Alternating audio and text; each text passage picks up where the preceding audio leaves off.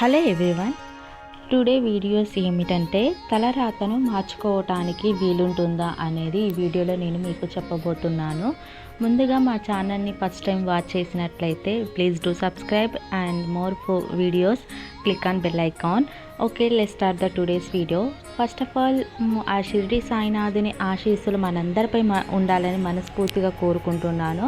Background కొంచెం నాయిస్గా ఉంది, please అందరు అర్థం చేసుకోండి. ఓకే, వీడియోలోకి వెళ్దాం.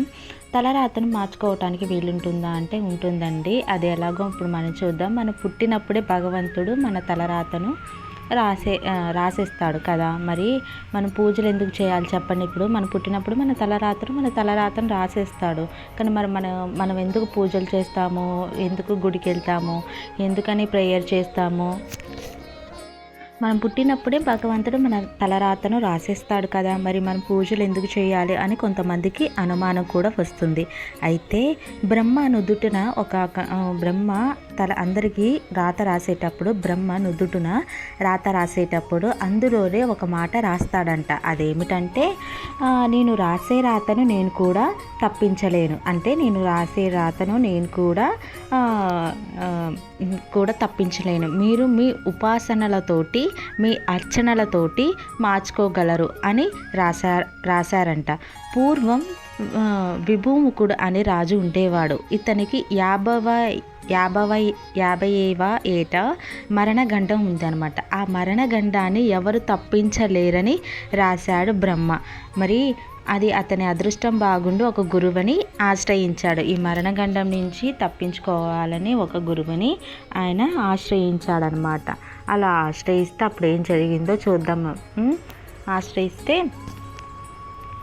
ఆ మరణగండాన్ని ఎవరు తప్పించలేరని రాశాడు బ్రహ్మ. మరి రాశాడు కదా, మరి తన 50 ఏటికే తను మరణిస్తాడు కదా. మరి ఇంకొక గురువుని ఎందుకు ఆశ్రయించి అడగాలి అనేది ఇప్పుడు మనం ఎందుకు ఆశ్రయించాలి? గురువు చెప్పినట్టు అర్చన, మృత్యుంజయ జపం చేసి చావవలసిన వాడు బ్రతికాడనమాట. అంటే గురువు చెప్పినట్టు ఆయన ఏం చెప్పాడంటే మృత్యుంజయ మంత్రం చదవమన్నాడు అనమాట.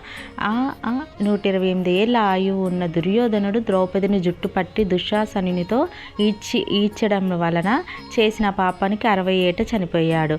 మరి జపధ్యాన దానాది కర్మలతో తలరాతను మార్చుకోవచ్చు.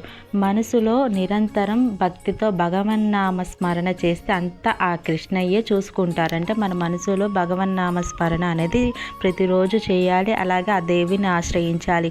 మన కర్మల నుంచి కాపాడమని, పూర్వకర్మ నుంచి కాపాడమని ఆ దేవుని మనం వేడుకోవాలి. చూసారు కదండి, ఇదే ఈ వీడియోలో మీకు నేను చెప్పబోయాను.